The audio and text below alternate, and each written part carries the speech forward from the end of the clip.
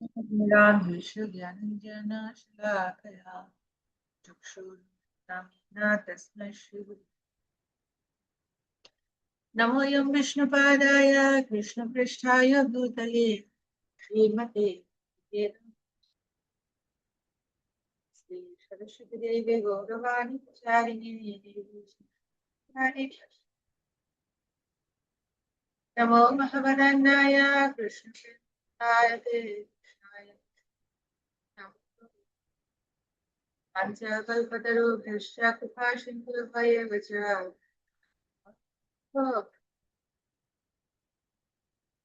हे कृष्ण करुणा सिन्धु दीनबन्धु जगत्पते कान्त राधाकान्त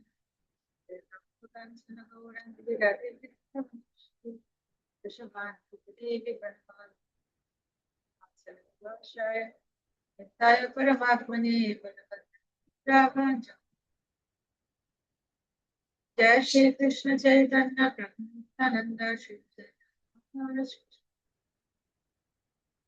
हरे कृष्ण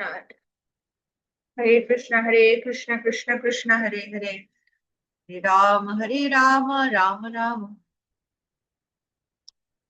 जय श्री गुरु महाराज की जय, श्री प्रभुपाद की जय, समवेत भक्त हरे कृष्ण। তো এখন আমরা দেখবো আমাদের গ্রন্থ যদি আমরা দেখি, আশা করি আপনারা গ্রন্থ পড়েছেন। আমরা যতটুকু আলোচনা করেছিলাম বইয়ের থেকে, আমরা যখন বইটা পড়বো তখন আমরা পুরো আমাদের ধারণাটা একদম ক্লিয়ার হবে। আচ্ছা, সেখানে আমরা পুনর্জন্ম সম্পর্কে আদ্যোপান্ত আমরা জেনেছি যে আমাদের কেন জানা প্রয়োজন। আমরা শুরুতে দেখছিলাম যে এই পুনর্জন্মের জ্ঞান আমাদের কেন দরকার।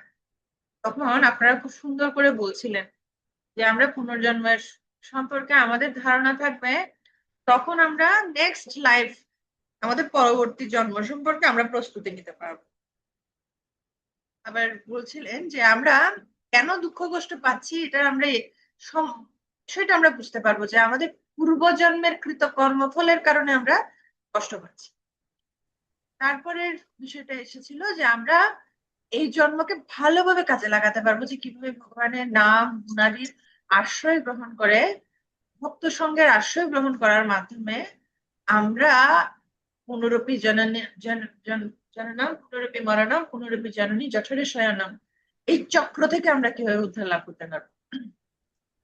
আচ্ছা, তা আজকে আমরা একটা পয়েন্ট দেখবো যে আমাদের জীবনে পুনর্জন্মের প্রাসঙ্গিকতা কতটুকু।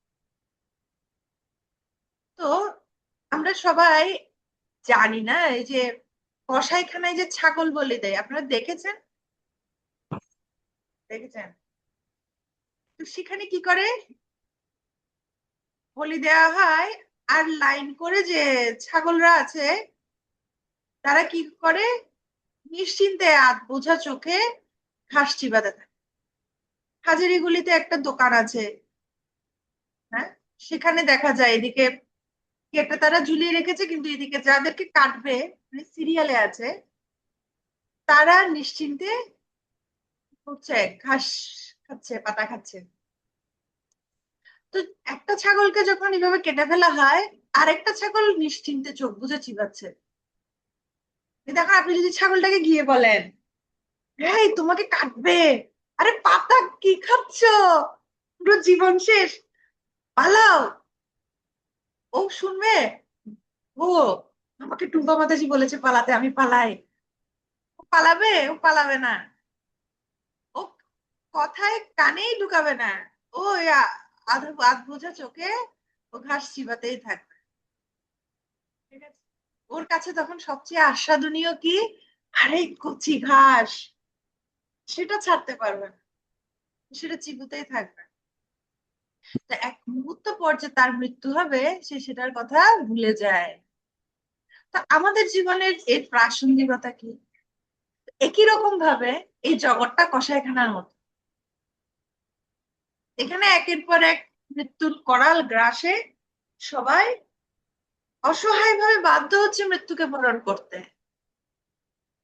কিন্তু আমরা সবাই লাইনে দাঁড়ানো সেই ছাগলের মতো, অর্ধ নিমিলিত চোখে আমরা ঘাস চিবাতেই আছি। নেক্সট সিরিয়াল যে আমার বা আসন্ন মৃত্যু, মৃত্যু আসন্ন, সেটা আমরা চিন্তা করছি না। আর যারা বলছে, সাধুরা বলছে এই মৃত্যু তোমাকে এখন এরপর কাটা হবে, তোমার সিরিয়াল, আমরা কোনো গুরুত্বই দিচ্ছি না তাদের কথা। তাই বলছে কেবল বুদ্ধিমান লোকেরাই জীবনের যথার্থ অর্থ উপলব্ধির চেষ্টায় প্রশ্ন করে, যদি পুনর্জন্ম সত্যি হয় তাহলে আমি কিভাবে বুঝবো যে আমার ভবিষ্যৎ দেহ কি হবে, এবং আমি যদি নিত্য হই তাহলে কেন আমাকে জন্ম মৃত্যুর চক্রে আবর্তিত হতে হচ্ছে। আমি কি নিত্য জীবন লাভ করতে পারি? যদি হ্যাঁ হয় তাহলে কিভাবে? এই পুনর্জন্ম সম্পর্কে এই যে আমাদের প্রাসঙ্গিকতা কি, আমাদেরকে প্রশ্ন করতে হবে। আমি কিভাবে এই জন্ম মৃত্যুর চক্র থেকে আমি বের হতে পারবো? বুদ্ধিমান মানুষেরা সেটা প্রশ্ন। তো তাই আমাদের সেই জ্ঞানটা আমরা কোথায় পাবো? আমরা ভগবানের নির্দেশের মাধ্যমে, অনুমোদিত শাস্ত্র সমূহ থেকে আমরা সেই জ্ঞানটা পাবো। যেখানে কৃষ্ণ কি বলছেন, কৃষ্ণ কি বলছেন, নিয়তজ্ঞানা নিবর্তন্তে তো মাম পরমম মম। ভগবানের ধামে গেলে আর এই জগতে ফিরে আসতে হয় না। তো সেজন্য পুনর্জন্মের আমাদের জীবনে বাস্তবিক প্রয়োগটা কি? জ্ঞান জানাটা যথেষ্ট নয়। জগতে সবাই জানে ও ঠিক আছে পুনর্জন্ম আছে, এটা একটা বিশ্বাস। না, এটা বিশ্বাস নয়, এটা প্রয়োগ। এটা জানা যে আমি এই দেহ আছি, আমি পূর্বে আরেকটা ভিন্ন দেহে ছিলাম, এবং আমার কর্মফল অনুসারে আমি পরবর্তীতে আরেকটা দেহ ধারণ করতে যাচ্ছি। কিন্তু আমি যদি এইভাবে আমার কর্মফল অনুসারে দেহ ধারণ করতে যাব, আমি এই কষ্ট থেকে আমি কি উদ্ধার লাভ করতে পারি? সেই সুযোগটা আমাদের হয়েছে। ক্লিয়ার? এখন আমরা মহারাজ ভরতের সম্পর্কে জানি। এই মহারাজ ভরত, তিনি ছিলেন অত্যন্ত বিখ্যাত, এবং তিনি এই পুরো শশাগড়া পৃথিবীর রাজা ছিলেন। এখন কিরকম শাসক? এখন প্রধানমন্ত্রী। তাহলে আমাদের দেশের প্রধানমন্ত্রী, তিনি একটা নির্দিষ্ট ভূখণ্ডের প্রধানমন্ত্রী। ঠিক তেমনি অনেকগুলো দেশ রয়েছে না, যেমন রাশিয়া, জাপান, চায়না, চীন, তারপর হচ্ছে ইন্ডিয়া, আমেরিকা, এরকম ভিন্ন ভিন্ন দেশ রয়েছে। কিন্তু তখন এরকম আলাদা দেশ ছিল না, কিন্তু এক একটা যুদ্ধ হয়ে যায়, এক একটা দেশ মানে জায়গা ভাগ হয়েছে, এক একটা বর্ডার হয়ে গেছে। তখন কি ছিল? শশা গড়া, মানে সমস্ত সাগর সহ পুরো পৃথিবীর একজন মাত্র রাজা। সেই রাজা ছিলেন মহারাজ ভরত। তো ওনার সম্পর্কে আমরা একটু জানি। তো এখানে কয়েকজন আমার কি দরকার, ভলেন্টিয়ার দরকার, যারা রিডিং করতে চান। আপনারা হ্যান্ড রেজ করবেন। এই গল্পটা, এটা গল্প না, এটা বাস্তব। বাস্তব শ্রীমদ্ ভাগবতম থেকে গ্রন্থে রয়েছে। ওকে, কিন্তু আমার স্লাইডেও আমি দেখি। আপনারা স্লাইড থেকে পড়ুন, বাকিরা গ্রন্থেও আছে, একই কথায় বইতেও আছে। আমরা পড়বো। ঠিক আছে? আচ্ছা, স্নিগ্ধা। হ্যাঁ, হরে কৃষ্ণ মাতাজি প্রণাম। এক সময় পৃথিবী মহারাজ ভরত নামে অত্যন্ত জ্ঞানী এবং অভিজ্ঞ রাজা দ্বারা পরিচালিত হতো। জীবনের প্রকৃত লক্ষ্য বুঝতে পেরে তিনি যৌবনেই তার রানী পরিবার এবং সুবিশাল সাম্রাজ্য ত্যাগ করেন এবং হিমালয়ের পাদদেশের পাহাড়ে অবস্থিত পূর্বাশ্রমে চলে গিয়েছিলেন। সেখানে গণ্ডকী নদী তীরবর্তী বনে তিনি একাকী বাস করতেন। ভরত প্রতিদিন ঋগ্বেদ থেকে মন্ত্র উচ্চারণ করে পরমেশ্বর ভগবানের আরাধনা করতেন। দিনের পরবর্তী সময়ে তিনি বিভিন্ন রকমের ফলমূল সংগ্রহ করতেন এবং এই সাধারণ ভোজ্য দ্রব্য সমূহ বৈদিক শাস্ত্রে বর্ণিত পদ্ধতিতে ভগবান শ্রীকৃষ্ণের নিকট অর্পণ করতেন। তারপর তিনি তা নিজের আহার্য হিসেবে গ্রহণ করতেন। নিরন্তর পরমেশ্বর ভগবানের ধ্যান করার কারণে ভরত আধ্যাত্মিক সিদ্ধি লাভের পরমানন্দ আস্বাদন করতে লাগলেন। মাতাজি, শেষ হয়েছে মাতাজি। ভরত একটি ভরত একটি হরিণকে আশ্রয় দিলেন। আচ্ছা, একদিন ভরত যখন নদীর তীরদেশে বসে ধ্যান করছিলেন, তখন একটি হরিণী জলপান করতে এলো। যখন হরিণী জলপান করছিল, পার্শ্ববর্তী জঙ্গল থেকে একটি সিংহ উচ্চস্বরে গর্জন করলো। যেহেতু হরিণীটি গর্ভবতী ছিল এবং সে সে তখন মহাভয় পেয়ে নদীর উপর লাফ দিল। তার জরায়ু হতে একটি হরিণের বাচ্চা নদীর প্রচন্ড স্রোতে পতিত হলো। মা হরিণীটি ওই আকস্মিক গর্ভপাতের দরুন খুব কষ্ট পেয়ে অত্যন্ত দুর্বল অবস্থায় একটি গুহায় প্রবেশ করেছিল এবং শীঘ্রই মারা গিয়েছিল। ভরত মুনি যখন স্রোতের জলে বাচ্চা বাচ্চা হরিণটি ভেসে যেতে দেখলেন, তিনি অত্যন্ত অনুকম্পা অনুভব করলেন। তিনি জল থেকে প্রাণীটিকে তুলে আনলেন এবং তাকে মাতৃহীন বুঝতে পেরে নিজের আশ্রমে নিয়ে আসলেন। ভরত যেহেতু আত্মোপলব্ধি প্রাপ্ত হয়েছিল, তিনি সকল জীবকে সমদৃষ্টি সমদৃষ্টিতে দেখতেন। তিনি প্রতিদিন হরিণটিকে সবুজ ঘাস খাওয়াতেন এবং এটাকে আরাম দেওয়ার চেষ্টা করতেন। এরপর টুম্পা মাতাজি বলুন।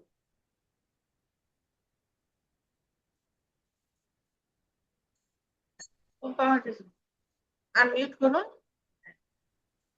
ভরত মৃগ শিশুটির প্রতি আসক্ত হয়ে পড়েন এবং আধ্যাত্মিক জীবনকে অবহেলা করেন।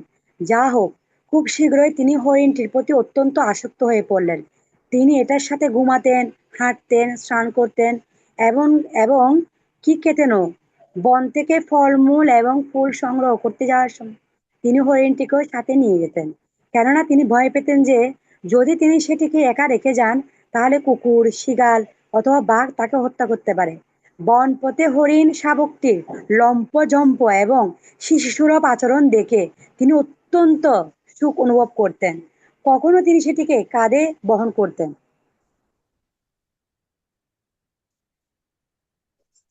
হরিণটির প্রতি ভালোবাসায় তার হৃদয় এতই পূর্ণ হয়ে গেল যে দিনের বেলা তিনি এটিকে কোলে রাখতেন এবং ঘুমানোর সময় বুকে জড়িয়ে ঘুমাতেন।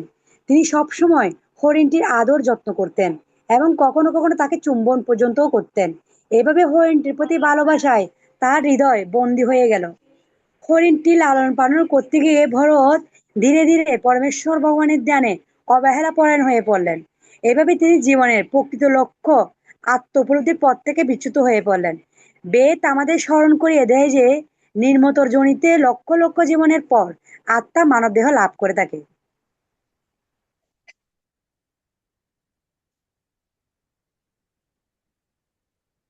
মাতাজি পড়বো? হরে কৃষ্ণ। মাতাজি পড়বো? হ্যাঁ মাতাজি করুন, করে যান। কখনো এই জড়জগৎকে জন্ম মৃত্যুর মহাসাগরের সাথে তুলনা করা হয় এবং মানব দেহ হচ্ছে সেই মহাসাগর পাড়ি দেওয়ার জন্য শক্ত জাহাজের মতো। বৈদিক শাস্ত্র এবং আধ্যাত্মিক শিক্ষকদেরকে দক্ষ নাবিকের সাথে এবং মানব দেহ পাওয়ার কারণে প্রাপ্ত সুযোগ সুবিধাগুলোকে অনুকূল বায়ুর সাথে তুলনা করা হয়, যা সেই জাহাজটিকে বাধাহীনভাবে ঈপ্সিত গন্তব্যে নিয়ে যায়। এত সব সুবিধা পাওয়া সত্ত্বেও যদি কোনো মানুষ তার জীবনকে পুরোপুরিভাবে আত্ম-উপলব্ধির জন্য ব্যবহার না করে, তাহলে সে পারমাত্মিকভাবে আত্মহত্যা করে এবং পরবর্তী জন্মে পশুদেহে জন্ম লাভের ঝুঁকি দেয়। যদিও ভরত উপরোক্ত সত্য জানতেন, তবুও তিনি মনে মনে ভেবেছিলেন, এই হরিণ শাবকটি আমার আশ্রয় নিয়েছে, আমি কিভাবে একে অবহেলা করি। যদিও শাবকটি আমার আধ্যাত্মিক সাধনে বিঘ্ন ঘটাচ্ছে, তা সত্ত্বেও আমি হরিণ শাবকটিকে দূরে সরিয়ে রাখতে পারি না। সে যে অসহায় জীব আমার আশ্রয় নিয়েছে, তাকে অবহেলা করাও চরম অপরাধ। হ্যাঁ, ঠিক আছে আমার। এরপর তিথি মাতাজি।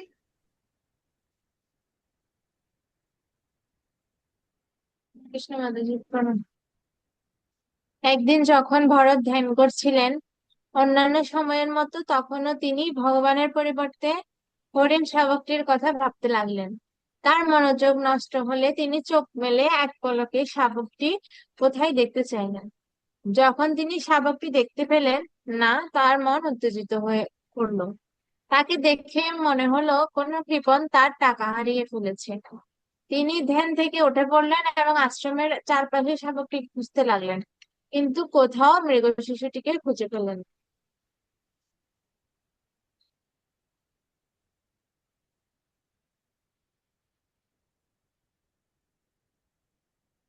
ভরত বললেন, কখন হরিণ শাবকটি ফিরে আসবে?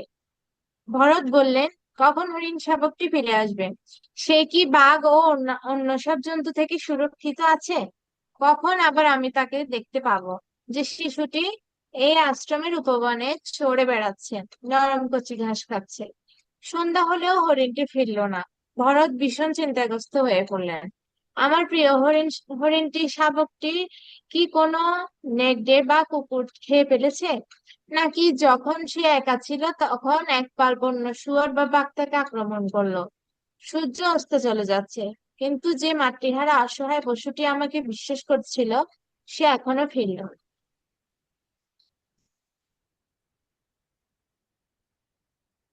তার মনে পড়তে লাগলো শাবকটি কিভাবে তার সাথে খেলতো, কিভাবে নরম ও ছোট শিং দিয়ে তাকে স্পর্শ করত।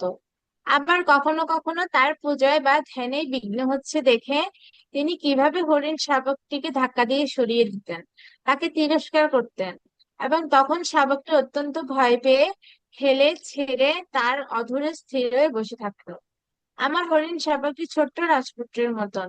কখন সে ফিরবে? কখন সে আবার ফিরে এসে আমার হৃদয়কে শান্ত করবে?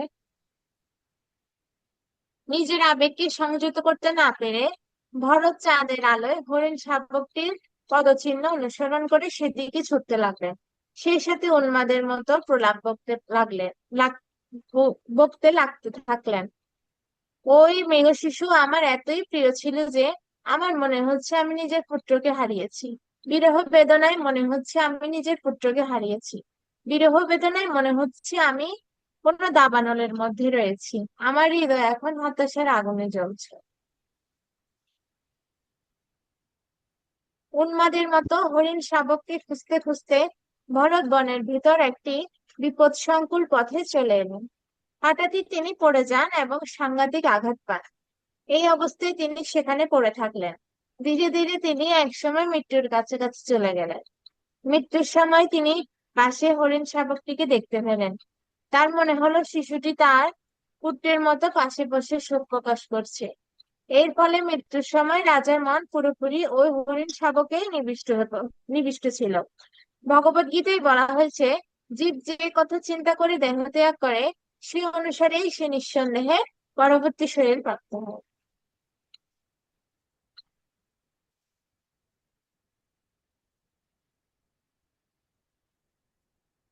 মহারাজ পরবর্তী জীবনে মহারাজ ভরত একটি হরিণের দেহ লাভ করলেন।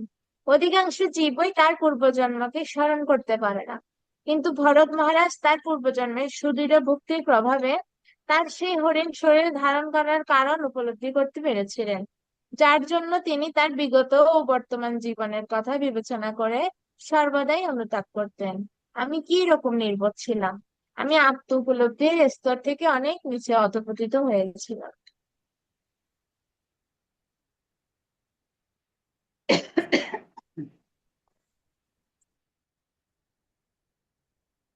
তবে হরিণ শরীর প্রাপ্ত হলেও ভরত একটি মূল্যবান শিক্ষা পেয়েছিলেন। তিনি নিজের আত্ম উপলব্ধিকে উন্নত করতে পেরেছিলেন, যার ফলে তিনি হরিণ দেহের সব রকম জাগতিক চাহিদা থেকে সরে আসতে পেরেছিলেন। হরিণ দেহে তিনি সুস্বাদু নরম কচি ঘাস খাওয়া ছাড়লে সে কখনো ভাবতো না কখন তার সুন্দর শিং দুটো বড় হবে। সে পুরুষ নারী নির্বিশেষে সব হরিণের সঙ্গ ত্যাগ করেছিল, এমনকি নিজের মাকেও ত্যাগ করে জন্মস্থান কানঞ্জর পর্বত থেকে পুনরায় পুলহ আশ্রমে, যেখানে তিনি পূর্বজন্মে ধ্যান করতেন, ফিরে গিয়েছিলেন। এই জন্মে সে খুবই সতর্ক ছিল যাতে কোনো অবস্থায় পরমেশ্বর ভগবানকে বিস্মৃত না হয়। এই জন্য সে মুনি ঋষিদের তপবনের কাছেই থাকতো, সব রকমের জাগতিক সম্পর্ক ছেদ করে কেবল শুকনো পাতা খেয়ে জীবন ধারণ করত।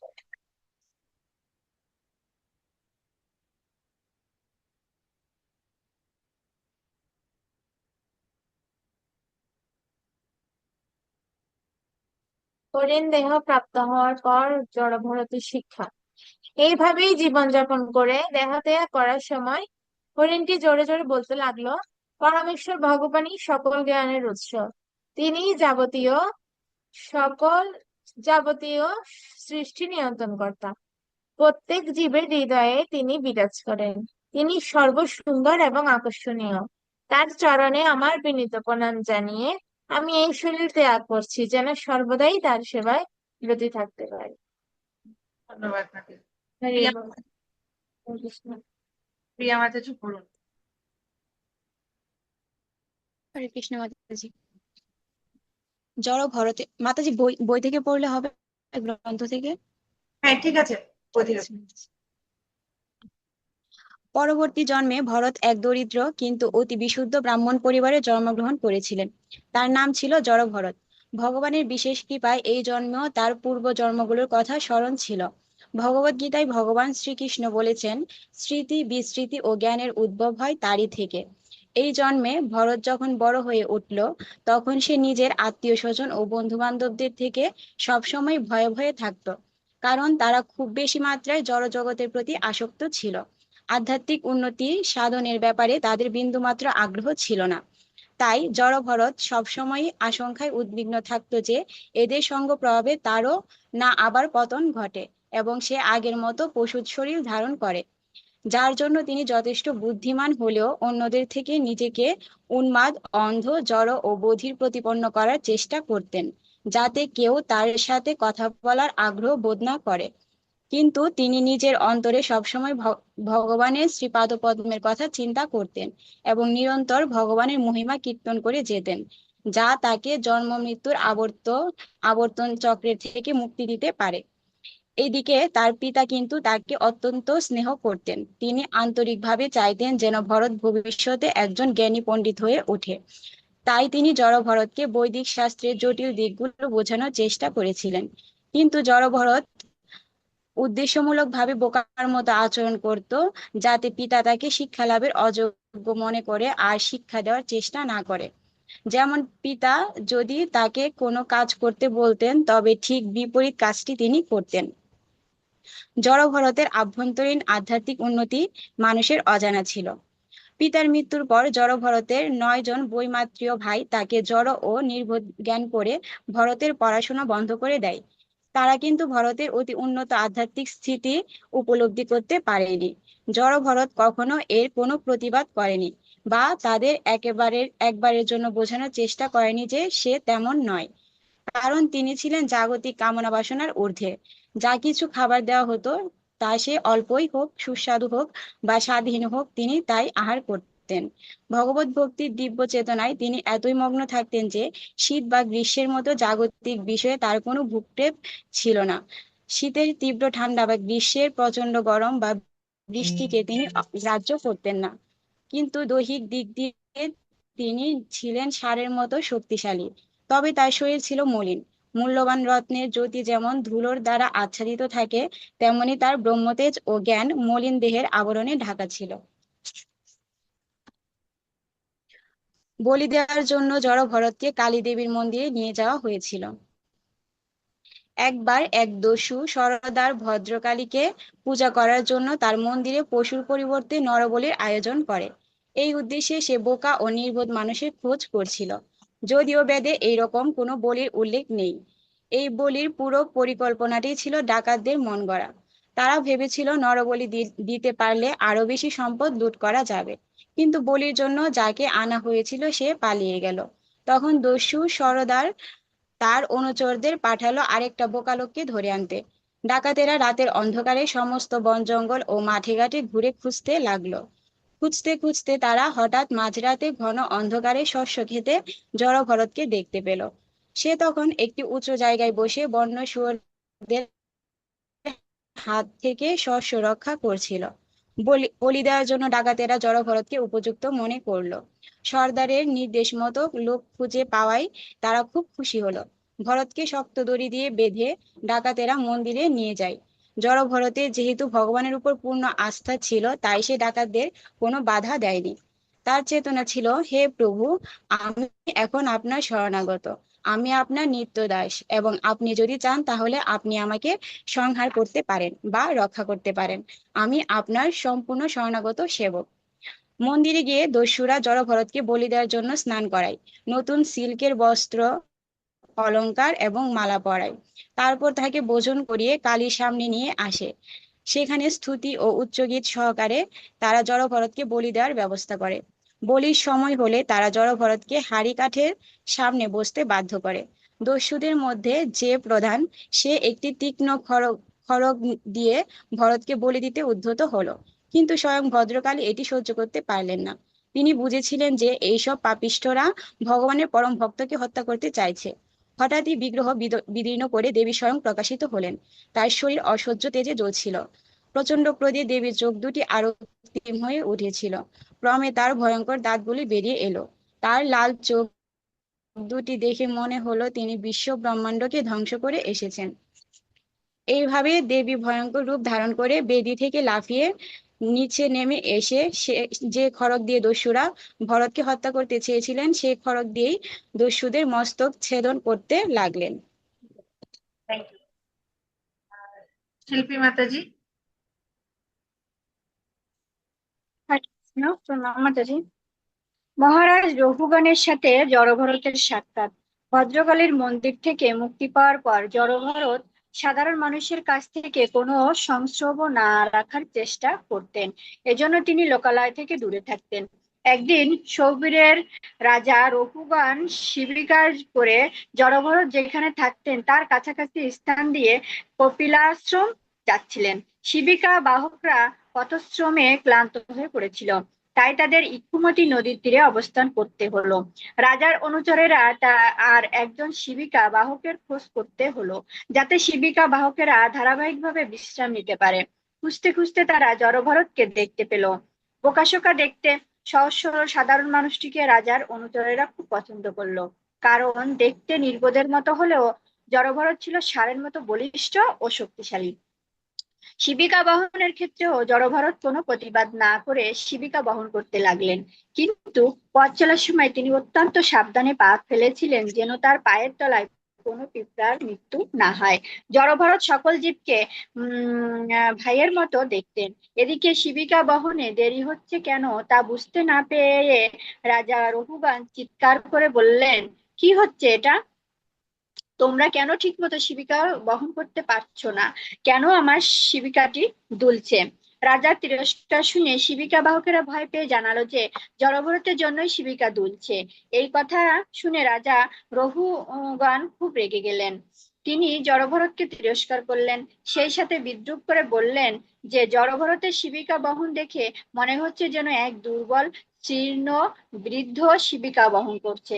কিন্তু জড়ভরত তার প্রকৃত চিন্ময় স্বরূপকে উপলব্ধি করতে পেরেছিলেন। তিনি বুঝতে পেরেছিলেন যে তিনি তার দেহ নন, তিনি স্থূল বা কৃশ নয়, পঞ্চমহাভূত এবং 3টি সূক্ষ্ম উপাদানের সমন্বয়ে গঠিত এই জড়পিণ্ডটির সঙ্গে তার কোনো সম্পর্ক নেই। তিনি জানতেন যে তিনি হলেন জীবাত্মা, যা ড্রাইভারের মতো এই দেহে অবস্থান করছে। দেহটি হলো মেশিন স্বরূপ। তাই জড়ভরত রাজার তিরস্কারে বিচলিত হলেন না। জড়ভরত তাই চুপ করে রইলেন। তিনি আগের মতোই করে শিবিকা বহন করতে লাগলেন, কিন্তু রাজা তার ক্রোধ দমন করতে পারলেন না। তাই চিৎকার করে বললেন, ওরে বদমাশ, তুই কি করছিস? তুই জানিস না যে আমি তোর প্রভু? তোর এই অবজ্ঞার জন্য আমি তোকে শাস্তি দেব। মহারাজ রঘুগণকে জড়ভরতের নির্দেশ। জড়ভরত বললেন, হে বীর রাজা, আপনি আমার সম্বন্ধে যা বলছেন তা সত্য। আপনি মনে করছেন যে আমি শিবিকা বহনে যথেষ্ট পরিশ্রম করিনি। এটা ঠিক, কারণ আমি আপনার শিবিকা বহন বাহক নই। আপনি বলছেন যে আমি হৃষ্টপুষ্ট নই। এর থেকেই বোঝা যায় আপনি আত্মা সম্পর্কে সম্পূর্ণ অজ্ঞ। দেহ স্থূল অথবা কৃশ হতে পারে, দুর্বল বা শক্তিশালী হতে পারে, কিন্তু কোনো বিজ্ঞ ব্যক্তি আত্মা সম্পর্কে এই কথা বলবে না। আমার আত্মা স্থূল বা কৃশ নয়। তাই আপনি যে বললেন আমি যথেষ্ট হৃষ্টপুষ্ট নই, সেটা অবশ্যই ঠিক। ভরত তখন রাজাকে নির্দেশ দিয়ে বলতে লাগলেন, হে রাজা, আপনি মনে করছেন আপনি হচ্ছে রাজা এবং আমি হচ্ছি আপনার ভৃত্য, আর সেজন্যই আপনি আমাকে আদেশ করছেন। কিন্তু আপনি রাজা, আমি ভৃত্য, এই সম্পর্কে সবসময় ঠিক নয়, কারণ তা ক্ষণস্থায়ী। আজকে আপনি রাজা, আমি ভৃত্য, পরজন্মে আমাদের এই সম্পর্ক উল্টোও হতে পারে। আপনি ভৃত্য আর আমি প্রভু হয়ে জন্মাতে পারি। ঠিক যেমন সমুদ্রে ভাসমান ঢেউ তৃণগুলিকে একত্রিত করে আবার পর মুহূর্তেই তাদের বিচ্ছিন্ন করে ফেলে, তেমনি নিত্য সময়ের ফলে সাময়িকভাবে বিভিন্ন জীবের পরস্পরের সঙ্গে সম্পর্ক স্থাপিত হয়। নিত্য সময় তাদের পৃথক করে ফেলে আবার নতুন করে সাজায়। জড়ভরত আরো বললেন, সেজন্য যে কোনো ক্ষেত্রে কে প্রভু আর বৃত্তই বা কে, সকলেই প্রকৃতির নিয়মে বাঁধা। এজন্য কেউ প্রভু নয় আর কেউ কারো বৃত্ত নয়। বেদে বলা হয়েছে যে এই জড়জগতে প্রত্যেক মানুষই মঞ্চে অভিনয় করছে কোনো এক ঊর্ধ্বতনের নির্দেশে। মঞ্চে একজন অভিনেতা প্রধান ভূমিকা নেয়, বাকিরা তার বৃত্তের ভূমিকায় অভিনয় করে, কিন্তু তারা প্রকৃতপক্ষে একজন নির্দেশকের নির্দেশে অভিনয় করে চলেছে। একইভাবে সমস্ত জীবই পরমেশ্বর ভগবান শ্রীকৃষ্ণের ভক্ত। সেজন্য এই জড়জগতে যে কোনো দুটি জীবের প্রভু বৃত্তের ভূমিকা সাময়িক ও কাল্পনিক। রাজা রঘুগণের কাছে এসব কিছু ব্যাখ্যা করে জড়ভরত বললেন যে, যদি আপনি এমনও মনে করেন আপনি প্রভু এবং আমি আপনার ভৃত্য, তাহলে আমি তা মেনে নেব। আপনি আমাকে নির্দেশ দিন, আমি এখন আপনার জন্য কি করতে পারি। রাজা রঘুগণেরও পরম তত্ত্ব বিষয়ে গভীর শ্রদ্ধা ছিল। জড়ভরতের শিক্ষা শুনে তিনি আশ্চর্য বোধ করলেন, বুঝতে পারলেন তিনি এক মহান ব্যক্তি।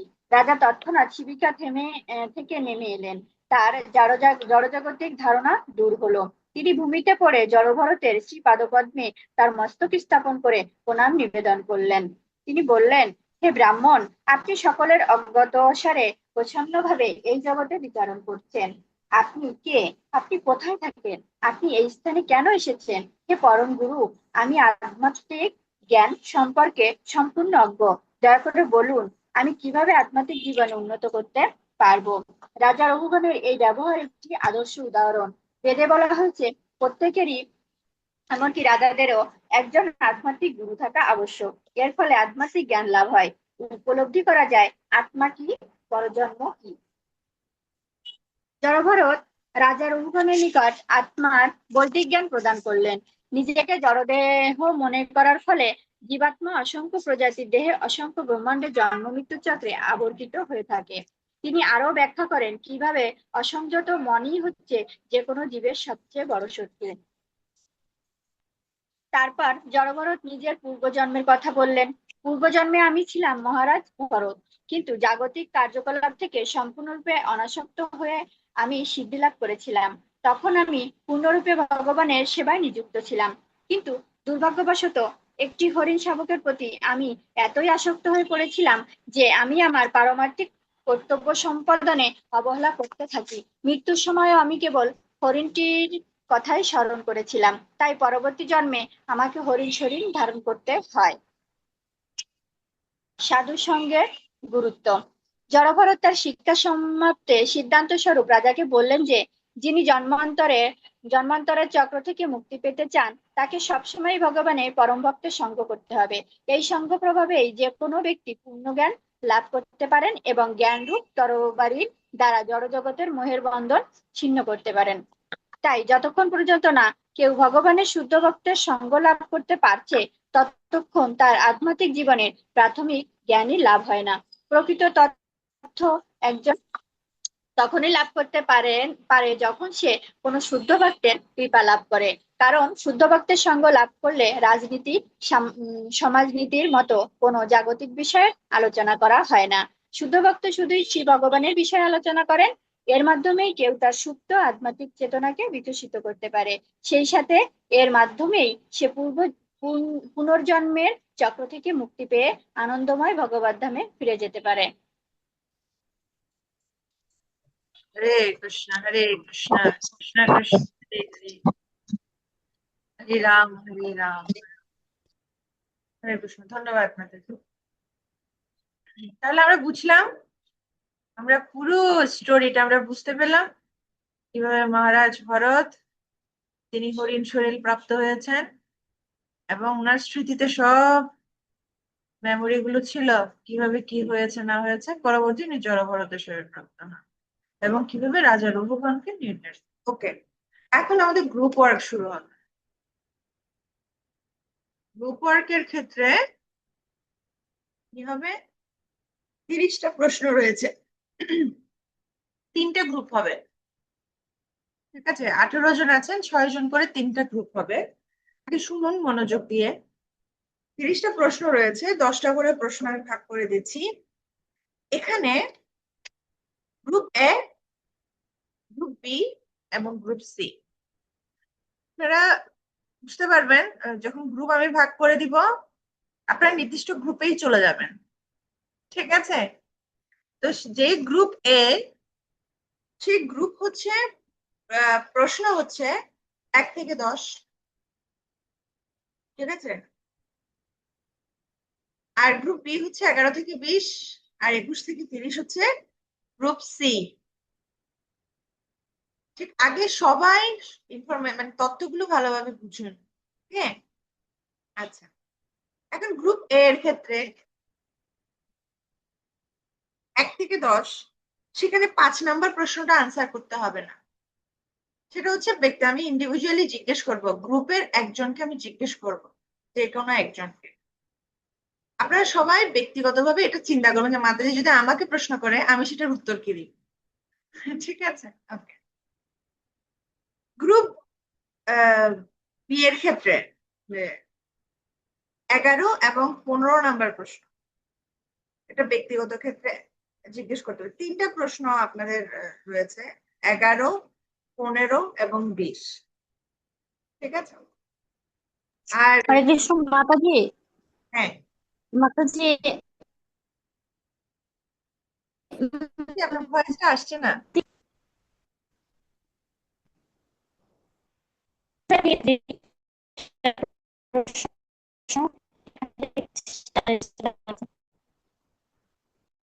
মাতাজি আপনি কাইন্ডলি রিপিট করবেন, কেটে কেটে আসছে, আমি বুঝতে পারিনি।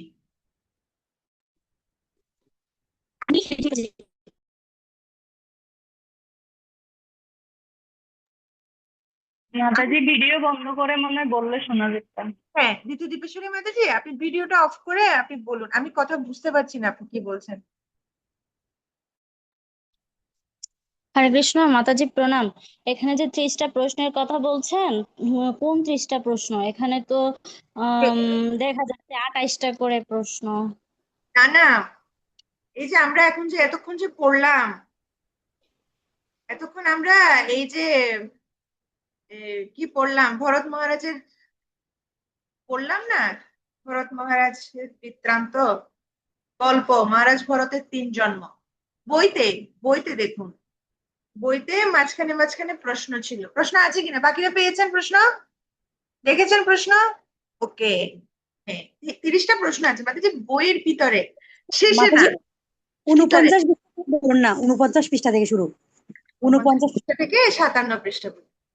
আচ্ছা, তাহলে আমি আবার ইনফরমেশন তথ্যগুলো বলছি, মনোযোগ দিয়ে খেয়াল করবেন। তাহলে যারা গ্রুপ বি, তাদের 3টা প্রশ্ন আছে ব্যক্তিগত।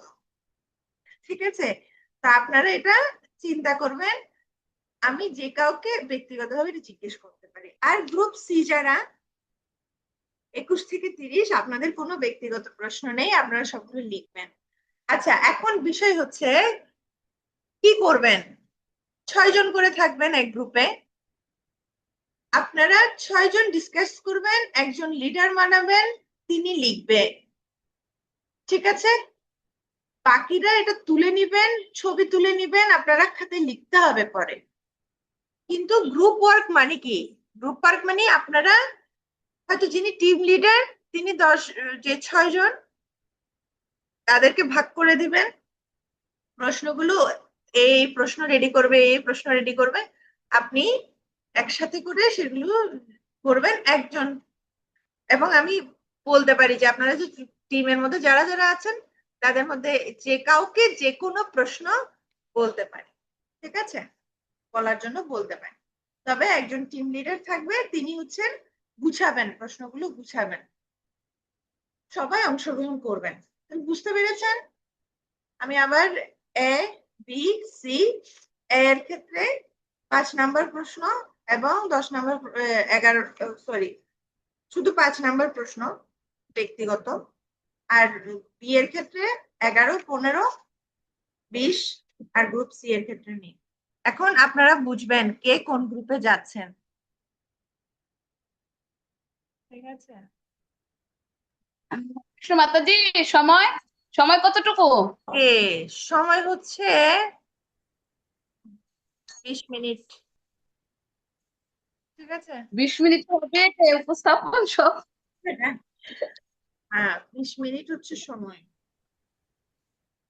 ঠিক আছে, যেহেতু প্রশ্ন, আচ্ছা প্রশ্নগুলো কিন্তু কি হতে হবে, আপনি হয়তো বা বইয়ে পাবেন না, কিন্তু যৌক্তিক হতে হবে। ঠিক আছে, যৌক্তিক হতে হবে।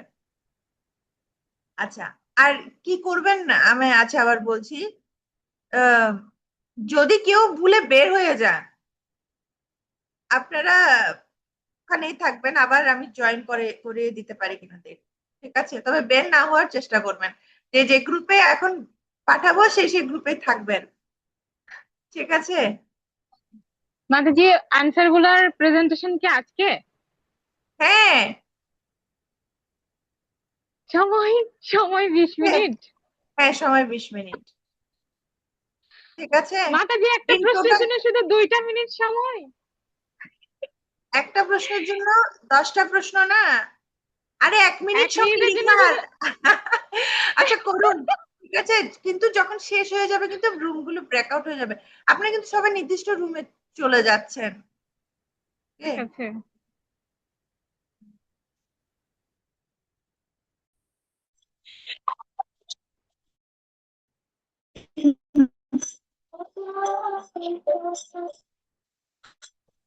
বল গ্রুপে।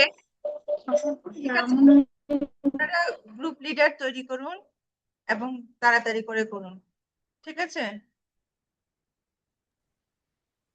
সময় চলে যাচ্ছে।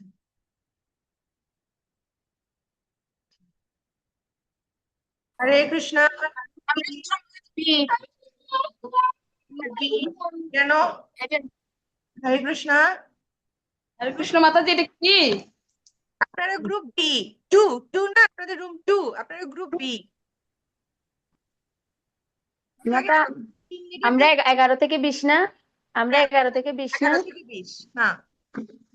11 থেকে 20, 3টা 11, 15, 20, এটা হলো ব্যক্তিগতভাবে উত্তর দিতে হবে, মাতাজি প্রশ্ন করবে। প্রত্যেকে এই 3টা প্রশ্ন ব্যক্তিগতভাবে চিন্তা করবেন, আমাকে পার্সোনালি জিজ্ঞেস করলে আমি কি বলবো। আর বাকি যে প্রশ্নগুলো রয়েছে, কম প্রশ্ন আপনাদের, আপনারা টিম লিডার রেডি করুন, প্রশ্নগুলো তাড়াতাড়ি করে নোট ডাউন করুন, লিখুন। বাকিগুলো আমরা দুজন নেই। আচ্ছা ঠিক আছে, আমি 6-7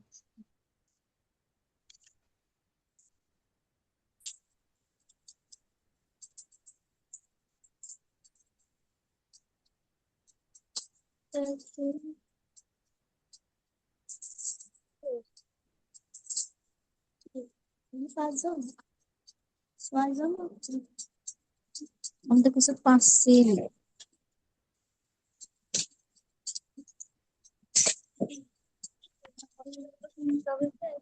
আপনি কত নাম্বারে? 3 নাম্বারে?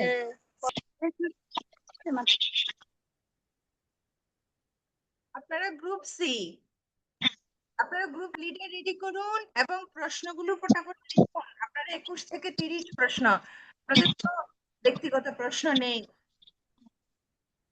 সবাইকে হরে কৃষ্ণ মাতাজি, আমরা কি 4 এই গ্রুপে? Group C. বলছি আমরা কি 4 জন নাকি গ্রুপে মাতাজি? ইয়েস, আপনাদের গ্রুপে আর কেউ ছিল? কেউ লিভ নিলে সে পুরো এলোমেলো হয়ে যাচ্ছে, কেউ লিভ নিলে গন্ডগোল পেকে যাচ্ছে। যারা আছেন তাদেরকে নিয়ে শুরু করুন, অসুবিধা নেই। একজন হলে একজন, ঠিক আছে। আচ্ছা, স্নিগ্ধা ছিল, ওকে আপনাদের গ্রুপে আরো পাঠাচ্ছি আমি, লিভ নেওয়ার কারণে চলে গেছে।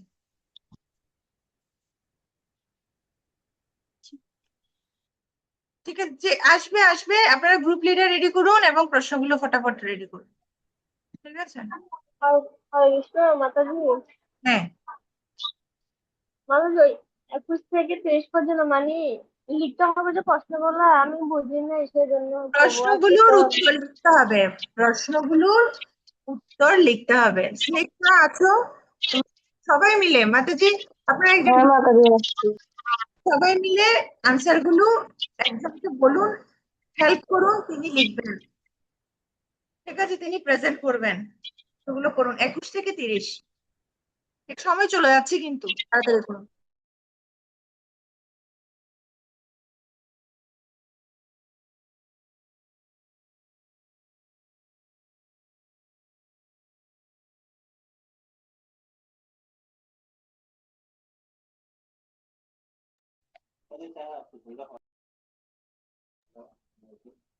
হরে কৃষ্ণ মাতাজি, শিল্পী মাতাজি আপনি লিখুন, আমরা সবাই মিলে বলি বিয়ে করে। হ্যাঁ, আপনি লিখুন। পারবেন? আপনি লিখতে পারবেন নাকি? আপনি আনমিউট করুন, আপনি মিউট তো। চেষ্টা করবো মাতাজি। আচ্ছা ঠিক আছে, তাহলে আমরা সবাই বিয়ে করি। হরে কৃষ্ণ।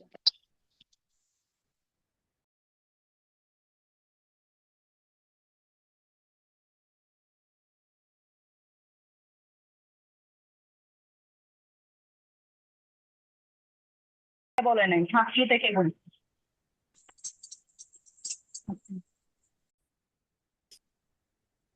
হরে কৃষ্ণ। হরে কৃষ্ণ। গ্রুপ ওয়ার্ক কেমন লেগেছে? হরি বল। হরি বল লেগেছে, ওকে। মাতাজি আমি একদম হতাশ, আমি 5-6 মিনিট খেয়ে ফেলেছি শুধু জয়েন করতে করতে। ওকে, আচ্ছা এখন আমাদের সময়ের মধ্যে একটু বেশি সময় পেয়েছেন। ওকে, এখন আমরা শুরু করছি গ্রুপ এ। গ্রুপে যারা ছিলেন, টিম লিডার কে ছিলেন? মুন্নি পালিত মাতাজি। মুন্নি মাতাজি। মুন্নি মাতাজি কাইন্ডলি আনমিউট করুন। এবং হরে কৃষ্ণ মাতা। আপনি কাইন্ডলি গায়ে করবেন, আমি প্রশ্ন বলবো, আপনি উত্তর বলবেন, ঠিক আছে? বুঝতে পারছি। আচ্ছা, আমি হ্যাঁ নিশ্চয়ই আপনার গ্রুপের সবার পক্ষ থেকে আপনি প্রতিনিধিত্ব করছেন। সবাই অংশগ্রহণ করেছিল তো নাকি? হ্যাঁ মাতা, ওকে। সবাই। প্রথম প্রশ্ন, ভরত মহারাজের মহান বিষয়টি কি ছিল? হরে কৃষ্ণ, প্রণাম। যে ভরত মহারাজের মহান বিষয়টি ছিল যে উনি শঠাগড়া পৃথিবীর রাজা ছিলেন। তারপরে উনি যৌবনকালেই ওনার জীবনের প্রকৃত লক্ষ্য বুঝতে পেরে তার রানী, পরিবার এবং সুবিশাল সাম্রাজ্য পরিত্যাগ করেন এবং হিমালয়ের পাদদেশে পাহাড়ে অবস্থিত পুলহ আশ্রমে চলে গিয়েছিলেন। তার কারণ ছিল যে তিনি পরমেশ্বর ভগবানের ধ্যান করা, আধ্যাত্মিক কার্যক্রম সাধনা করে উনি পরমানন্দ আস্বাদন করতে চেয়েছিলেন। মাতা অর্থ কিছুই।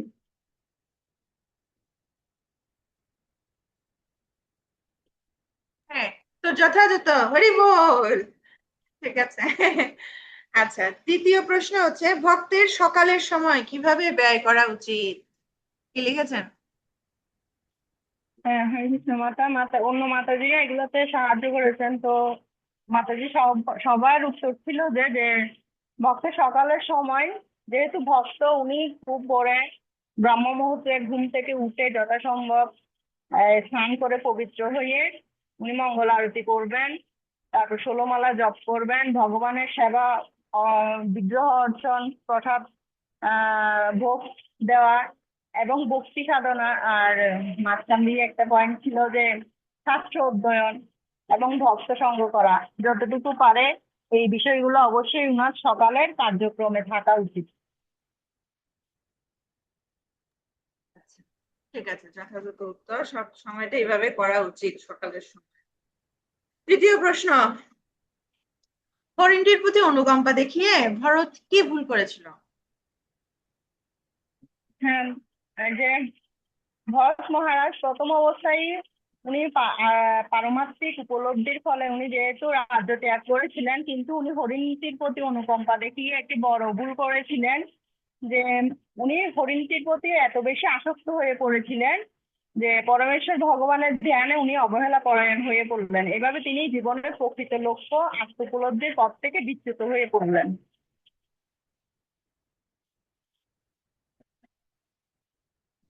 আচ্ছা, হরিণের প্রতি আসক্ত হয়, ঠিক আছে, যথাযথ উত্তর। পরের প্রশ্ন, আধুনিক সময়ের লোকজনকে ভগবানের দিকে নিয়ে যাওয়ার ক্ষেত্রে কোন কোন সাধারণ বাধাগুলো আসে? হ্যাঁ, প্রচারের আধুনিক সময়ে ভগবান থেকে নিয়ে যাওয়ার ক্ষেত্রে অনেক বাধা বিপত্তি আসে। প্রধানত হচ্ছে যে একদম প্রধান মেইন কারণ হচ্ছে জাগতিক আসক্তি। তো আসক্তি গুলোর মধ্যে হচ্ছে যে আমি চাহার, যে ওনারা প্রসাদ পেতে চায় না বা ভগবানকে দিতে চায় না, দিয়ে প্রসাদ পাওয়া এটা বুঝে না।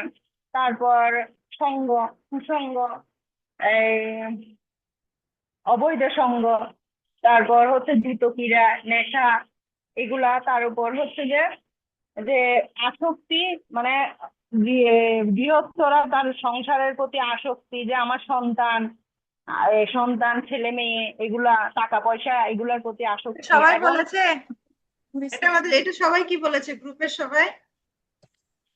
গ্রুপের সবাই এগুলাই, কেউ বললেন যে যে এ, মানে জাগতিক আসক্তি, কামনা বাসনা, আর কেউ বললেন যে জাতি নিয়মের প্রতি অবমাননা, এগুলাই। হ্যাঁ, যেমন টেলিভিশন। আমরা সাধারণ মানুষকে এখানে বলছে ভগবানের দিকে নিয়ে যাব, কিন্তু টেলিভিশন হচ্ছে বড় বাধা, তাই না?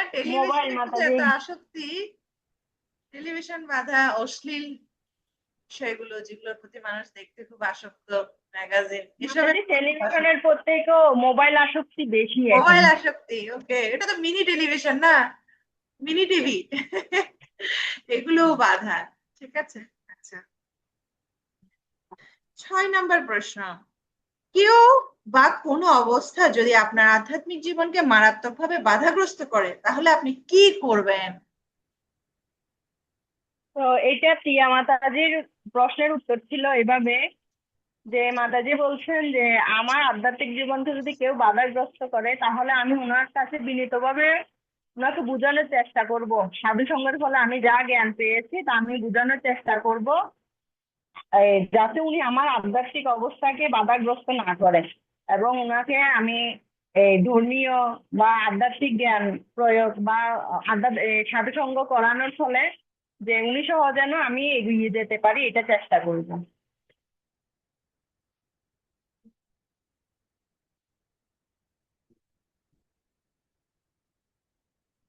মাতাজি হয়তো আরেকটু ভালো করে বলেছেন, মাতাজি আমি নোট করতে পারি না, প্রিয়া মাতাজির থেকে একটু শুনলে ভালো হতো। সরি, আমার মাতাজি আমি বুঝছি। হ্যাঁ হ্যাঁ, না আমি বুঝেছি মাতাজি, এই পয়েন্টটাই ছিল। আপনি কিছু অ্যাড করতে চান প্রিয়া মাতাজি?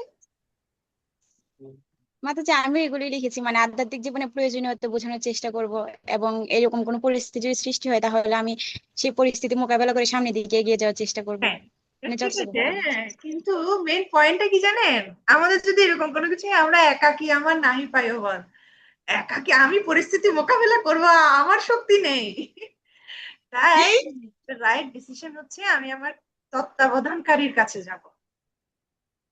ঠিক, এটা হচ্ছে রাইট ডিসিশন। আমি করব, আমি মোকাবেলা করব। আমার মোকাবেলা করার শক্তি মাতাজি নেই। অবশ্যই আপনার সাথে আলোচনা করে তারপর অবশ্যই চেষ্টা করব। আমার সাথে বলে কথা নেই, এখানে হচ্ছে তত্ত্বাবধানকারী বা কাউন্সিলর, সে যেই হোক। ঠিক আছে, নীতি হলো যদি আপনার আধ্যাত্মিক জীবন বাধাগ্রস্ত হয়, আমরা কি করবো? আমরা নিজেরা, আধ্যাত্মিক জীবন আমার বাধাগ্রস্ত হচ্ছে, আমি নিজে সেটাকে টাইটেল দিতে পারবো না।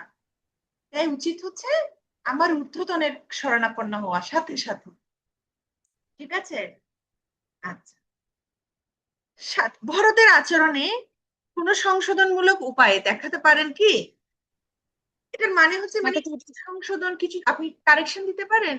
ওকে মাতাজি, লিডার বলুক, হ্যাঁ, আপনি কোনো কিছু এর পরবর্তীতে হলে আপনি হ্যান্ড রেজ করতে পারেন। হ্যাঁ মাতাজি বলুন, উনি মাতাজি বলুন। সংশোধন মানে আপনি হরে কিছু কৃষ্ণ। কারেকশন দিচ্ছেন ভরত মহারাজকে। হ্যাঁ, ভরতের আচরণে কোনো, হ্যাঁ, ভরতের আচরণ হচ্ছে ভরত মহারাজ তো খুব আসক্তিতে পড়ে গিয়েছিলেন। যখন উনি যদি সাধু সঙ্গে থাকতেন, যদি কোনো সঙ্গ পেতেন, তাহলে অবশ্যই উনি এই অবস্থা থেকে উত্তরণ হতে পারতেন। আচ্ছা, তাহলে কি হচ্ছে সংশোধনমূলক হচ্ছে ভরত মহারাজকে মানে সাধু সঙ্গে থাকতে হবে, একাকী থাকা যাবে না। Very good. আচ্ছা, আর 10 নম্বর প্রশ্ন, ভগবত গীতার অষ্টম ছয় আপনারা নিশ্চয়ই দেখেছেন, সেখান থেকে কি বুঝতে পারেন? আর আধুনিক সময়ে কোনো মানুষের জীবনের প্রাসঙ্গিকতা, কি লিখেছেন এটা? মাসিজি 10 নম্বর প্রশ্নটা, হ্যাঁ, একজন মায়ামুগ্ধ যে কিভাবে মায়ের কবল থেকে মুক্তি পেতে পারে, এটা মানে যে ওইটাই, যে একজন মায়ামুগ্ধ জীব, যেহেতু আমরা আমাদের পক্ষে এই মায়ার থেকে মুক্ত হওয়া সম্ভব নয়, কারণ আমরা মায়ার অধীন, তাহলে আমাদের সদ্গুরুর আশ্রয় নিতে হবে, এবং গুরু বৈষ্ণব শাস্ত্র, এই তিনের আশ্রয়ে আমরা এই মায়ার কবল থেকে মুক্তি পেতে পারি। আচ্ছা, 9 নম্বর প্রশ্ন আলোচনা করছি না এখন। আপনার টিমে ছিলেন কারা ছিলেন? আপনার টিমে কারা কারা ছিলেন মাতাজি? মুন্নি মাতাজি, প্রিয়া মাতাজি, আপনি, টুম্পা মাতাজি। এখানে আমি এটা এইভাবে হবে না, এটা আমার দায়িত্ব ছিল। এটা যে মৃত্যুর সময়ে মানে যিনি যেভাবে স্মরণ করে দেহত্যাগ করেন, তিনি তো মানে এটা আমরা যখন ভগবানকে মৃত্যুর সময় যেটা ভাব নিয়ে করবো সেটাই মানে হবে এটাই। ওকে, এখানে দুটো প্রশ্ন আছে মাতাজি, 10 নম্বর প্রশ্ন দুটো আছে, সেজন্য কনফিউশন আছে। মুন্নি মাতাজি বলছেন ওটা ঠিক আছে, মানে 51 পৃষ্ঠায় একটা 10 নম্বর প্রশ্ন আছে, আর 52 পৃষ্ঠায় 10 নম্বর প্রশ্ন আছে।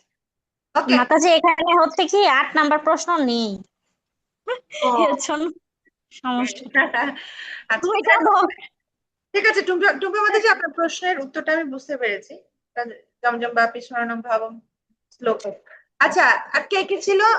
ঋতু দীপিনী মাতাজি ছিলেন এতে। হ্যাঁ মাতাজি, হ্যাঁ হ্যাঁ।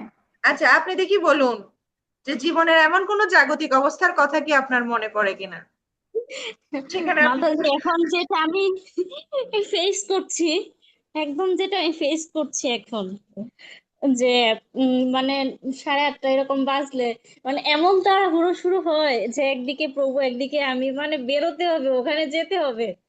তো তখন কি হয়, জবটা হচ্ছে না। তারপর হচ্ছে যে গ্রন্থ অধ্যয়ন, কারণ আধ্যাত্মিক জীবনে যে দিব, বিকালে আসলে অনেকটা মানে ক্লান্ত হয়ে যায়। তখন আমি এর জন্য করছি যে যেহেতু জপমালা নিয়ে যাওয়া যাচ্ছে না, ওখানে আমি বসে করতে পারছি না, তাই আমি কাউন্টার নিয়ে যাই। আর হচ্ছে সাথে গ্রন্থ রাখি আর কি, যখনই সময় পাই তখনই আমি এগুলো কমপ্লিট করি। মানে আপনি সেই সমস্যার সমাধান করাকে আধ্যাত্মিক জীবনে পালনের চেয়ে বেশি গুরুত্ব মনে করেছেন, এবং আপনি মুক্তির জন্য, এই সমস্যাটা সলভের জন্য প্রচেষ্টা করছেন। আমরা প্রার্থনা করছি সেটা উপযুক্ত বুদ্ধিমত্তা সহকারে সেটা যথাযথভাবে কাজে লাগে। গ্রুপে খুব সুন্দর, আপনারা খুব অ্যাডভান্স ছিলেন, খুব তাড়াতাড়ি প্রশ্নগুলো সর্ট আউট করেছেন এবং খুব সুন্দর। আমরা একবার হরে কৃষ্ণ মহামন্ত্র বলবো এই গ্রুপের দারুণ পারফরমেন্সের জন্য। Hare Krishna Krishna Krishna Hare Hare, Hare Ram Ram Ram Hare. Group B leader, group B leader. প্রণাম। ইয়েস, যমুনাত্রী গোস্বামী মাতাজি। প্রশ্ন 12 নম্বর প্রশ্ন, যে অনেক সময় মা বাবারা সন্তানের নাম রাখেন ভগবানের রাধা গোবিন্দ, কিন্তু তারা এইসব নাম রেখে ভগবানকে স্মরণ করতে পারে। অন্য কোনো উপায় আছে কিনা, টিপস দিন যে ভগবানকে স্মরণ করার আর কি কি উপায় আছে। হরে কৃষ্ণ, প্রণাম মাতাজি। আমাদের অনেক দৈন্যতা, আমি স্বীকার করছি, সময় বেশি নিয়েছি, তারপরে প্রশ্নের উত্তরও অনেক দুর্বলতা আছে।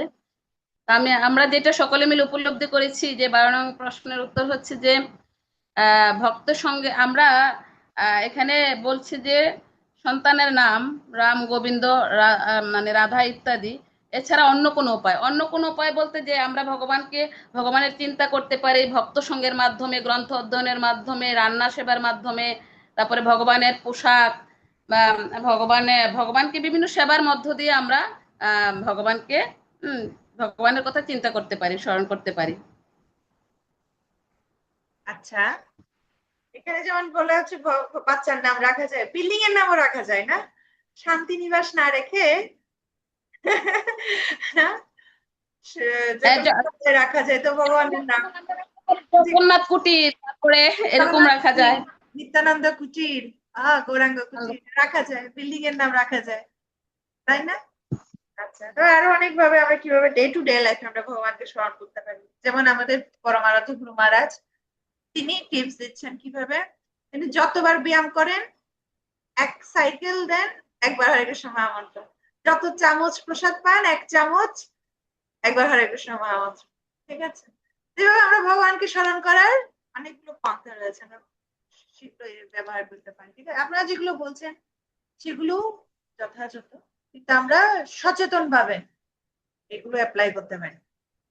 গুড। হরিণদেহ লাভের পর ভরত কি নিয়ে শোক করছিল? কৃষ্ণ, এটা 13 নম্বর হচ্ছে যে যে সে তার বর্তমান জীবনের কথা বিবেচনা করে সর্বদাই অনুতাপ করতেন। আমি কিরকম নির্বুধ ছিলাম, আমি আত্ম উপলব্ধির স্তর থেকে অনেক নিচে অধপতিত হয়েছিলাম, যেখানে আমি নিজের রাজ্য এবং পরিবারকে পরিত্যাগ করে আধ্যাত্মিক উন্নতি সাধনের জন্য পবিত্র বনের নির্জন স্থানে আশ্রয় নিয়েছিলাম, যাতে এক মনে ভগবানের সেবা করতে পারি। কিন্তু সেখানে নিজের মূর্খতার জন্য সবকিছু ছেড়ে আমার চিত্ত একটি হরিণের প্রতি আসক্ত হয়েছিল, যার ফলে এই জন্মে আমাকে হরিণ শরীর ধারণ করতে হয়েছে। এই অবস্থার জন্য আমি আর কোনো হ্যাঁ আমি এই অবস্থার জন্য আমি ছাড়া আর কেউ দায়ী নয়, এটা নিয়ে সে অনুতপ্ত ছিলেন। পারফেক্ট। হরিণ দেহ লাভের পর কৃষ্ণ ভাবনামে থাকার জন্য কি পদক্ষেপ নিয়েছিল? 14 নম্বরের প্রশ্ন, সেটা হচ্ছে যে এখানে তিনি আত্ম উপলব্ধিতে উন্নত করতে পেরেছিলেন। সে এটা প্রশ্নটা হচ্ছে যে হরিণ দেহ লাভের পর কৃষ্ণ ভাবনায় থাকার জন্য কি পদক্ষেপ নিয়েছিলেন। সে প্রথম হচ্ছে যে হরিণ দেহে তিনি সুস্বাদু নরম কচি ঘাস খাওয়া ছাড়ছিলেন। তারপরে দ্বিতীয়ত হচ্ছে যে পুরুষ নারী নির্বিশেষে সব হরিণের সঙ্গ ত্যাগ করেছিলেন। তারপরে নিজের মাকেও ত্যাগ করে জন্মস্থান কালঞ্জর পর্বত থেকে পুনরায় সে পুলহ আশ্রমে সেখানে ফিরে গিয়েছিলেন, এবং এই জন্মে সে খুবই সতর্ক ছিল যাতে কোনো অবস্থাতেই পরমেশ্বর ভগবানকে বিস্মৃত না হয়। সেই জন্য তিনি কি করেছিলেন, মুনি ঋষিদের তপবনের কাছেই তিনি থেকেছিলেন। কৃষ্ণ প্রণাম মাতারি। আপনার গ্রুপে কে কে ছিল? গ্রুপে সাথী মাতাজি ছিল, তারপরে জয়া মাতাজি। সাথী মাতাজি কোথায়? সাথী মাতাজি, আচ্ছা। এসব খারাপ জিনিস আপনাকে কৃষ্ণ ভাবনার পথ থেকে পিছিয়ে নিয়ে যাচ্ছে, সেগুলো পরিহার করার জন্য আপনি কি সতর্কতামূলক ব্যবস্থা গ্রহণ করবেন চিন্তা করেছেন? বলুন, আনমিউট করুন মাতাজি। হরে কৃষ্ণ মাতা প্রণাম।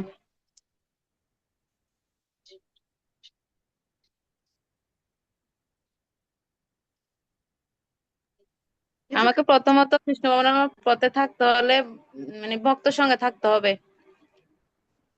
আগে বলুন কি খারাপ জিনিস আপনি বুঝতে পারছেন তো? কোনো খারাপ জিনিস রয়েছে যেগুলো আপনার কৃষ্ণ ভাবনার পথ থেকে আপনাকে পিছিয়ে নিয়ে যাচ্ছে? সেগুলো আমাদেরকে বলতে হবে না, সেগুলো আপনি আগে প্রথমত যে আমার প্র্যাকটিক্যালি মানে যেটা একদম সার্ভে করা হয়, আমাদের একদম টাইমলি ঠিক টাইমে আমরা ঘুমাতে পারি না, মানে সকালের মর্নিং সেশনটা আমি গুছিয়ে আসতে পারি না মাতাজি। এটা মানে আমার ভক্তি জীবনে আমার অনেক বাধা আসছে। আমি কাছ থেকে দেরি আছে, সেই কারণে আমি প্রতিদিন এক টাইমে কখনো হচ্ছে না আমার মর্নিং সেশনটা করতে পারছি না। খুব ইম্পর্টেন্ট, এখন মর্নিং সেশন হচ্ছে না। এখন আপনি কি সতর্কতা, কি আপনার সাধ্য সামর্থ্য অনুসারে কি সতর্কতামূলক ব্যবস্থা নিতে পারেন যাতে এটা উন্নতি করতে পারি, কিছু না কিছু পারমার্থিক ভাবে উন্নতি করতে পারি? কি সতর্কতামূলক ব্যবস্থা দিবেন? সেজন্য আমি চেষ্টা করতেছি, মানে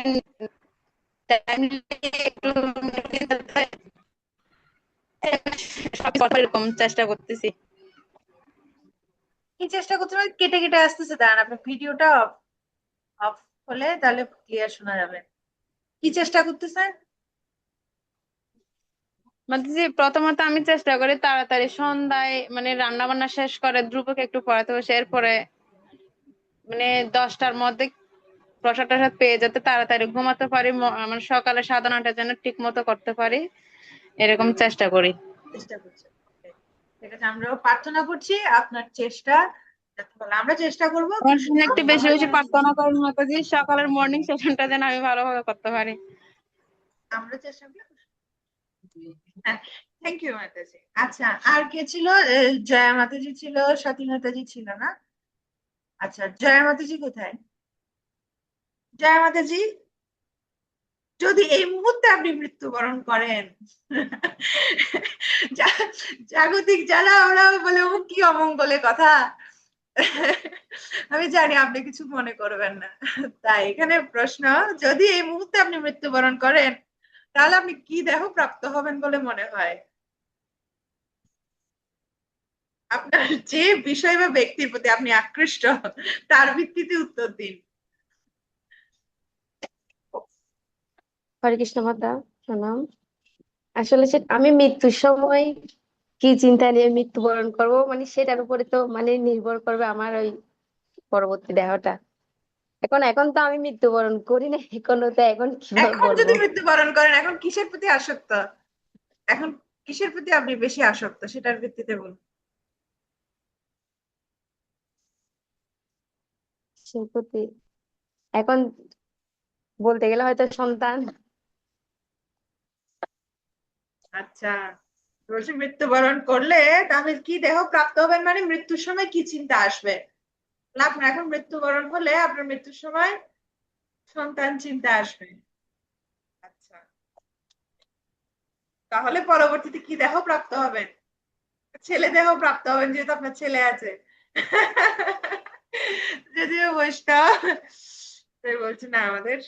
আচ্ছা, এবার আমরা, এটা আমাদের প্রত্যেকের, আমরা চিন্তা করি যে আমার যদি এখন মৃত্যু হয় আমি পরবর্তী কি দেহ প্রাপ্ত হব, আমার বাসনা অনুসারে পরবর্তী দেহ। আচ্ছা, আপনার যমুনত্রী মাতাজি, জড়ভরত কেন বন্ধুদের ভয় পেত? প্রশ্নটার উত্তর। জড়ভরত